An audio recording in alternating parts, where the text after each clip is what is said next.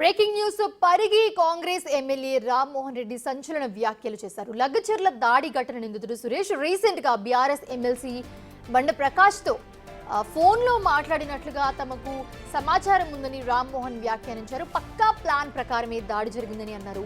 ఈ దాడి వెనుక కేటీఆర్ ప్రమేయం ఉందని, రాజకీయంగా అలజడి సృష్టించేందుకే ఈ రకంగా చేశారని మండిపడ్డారు. సురేష్ సామాన్య రైతైతే ఇలా తప్పించుకుని తిరగడని, అతని వెనుక బీఆర్ఎస్ నేతలు ఉన్నారన్నారు.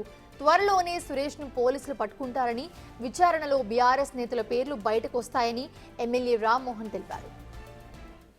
నరేందర్ రెడ్డిని, మాజీ శాసనసభ్యుడు కొడంగల్ని ఒక పావులాగా వాడుకొని దీని వెనుక పెద్ద తలకాయలు కేసీఆర్ వీళ్ళంతా కూడా ఉండి ఒక నాటకాన్ని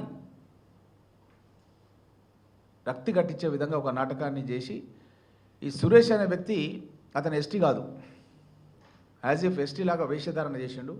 అతను మణికండలో కోట్ల రూపాయల విలువైనటువంటి ఇంట్లో ఉంటాడు. అతను షార్ట్ ఫిలిం ప్రొడ్యూసర్.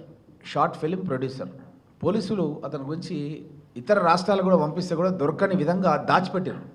కేటీఆర్ వాళ్ళే దాచిపెట్టారు ఆయన. మనం సామాన్య నేరస్తుడు ఎవరైనా నిజంగా ఎవరైనా పేదవాడు రైతు అనుకో ఇప్పటిగా దొరికిపోయేవాడు. ఇతర రాష్ట్రాలు లుకౌట్ నోటీస్ ఇష్యూ చేశారు. ఎట్లయితే పూర్తిగా స్మగ్లర్సు, డకాయిట్స్ ఇట్లాంటి వాళ్ళు ఉంటారో అది చేసిన పాస్పోర్ట్ సీజ్ చేశారు, అయినా సరే దొరకట్లేదు.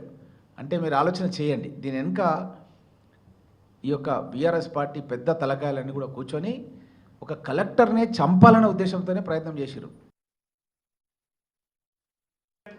100% కేటీఆర్ కుట్ర ఉంది. దానిపైన కేటీఆరే తప్పించేసిండు. సురేష్ అనే సాధారణ వ్యక్తి, ఒక తాండల నివాసం ఉన్న వ్యక్తి అయి ఉంటే ఇప్పటికీ దొరికేవాడు. అతను ఏ రాష్ట్రాలు దాటిపోయి ఎక్కడికి పోయినా కూడా తెలియదు. ఇప్పుడు అతనికి ఎన్ని పోలీస్ బలగాలు మొత్తం ఇతర రాష్ట్రాలకు గాలిస్తున్నాయి. వీళ్ళే ఆయన తప్పించేశారు. అది యాక్షన్ తీసుకోవడానికి ఏంటంటే మెయిన్ సురేష్ అనే వ్యక్తి ఎవరైతే మిస్గైడ్ చేసి తీసుకుపోయిండో ఆయనను ఫస్ట్ పట్టుకునే ప్రయత్నం చేస్తున్నాము. ఆయనను పట్టుకున్న తర్వాత దాని వెనుక కేటీఆర్ ఉన్నాడా, కేసీఆర్ ఉన్నాడా, హరీష్ రావు ఉన్నాడా, ఎవరున్నారా అనేది మొత్తం నిగ్గు తెలుస్తాం. అది విచారణలో ఉంది.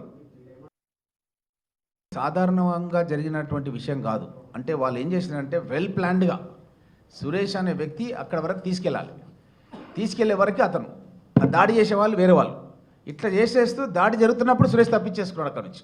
అంటే this is a pre plan thing అనమాట.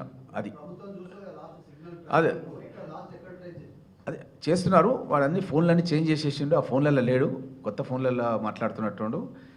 మాకున్న సమాచారం అయితే బీఆర్ఎస్ పార్టీకి సంబంధించిన శాసన మండలి సభ్యుడితో మాట్లాడిందని మాకు సమాచారం అందింది.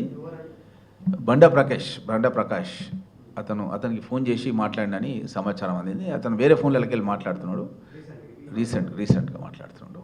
సో కాబట్టి దాని అన్ని విషయాలు కూడా, అన్ని కోణాల్లో కూడా దీనిపైన విచారణ కొనసాగుతుంది.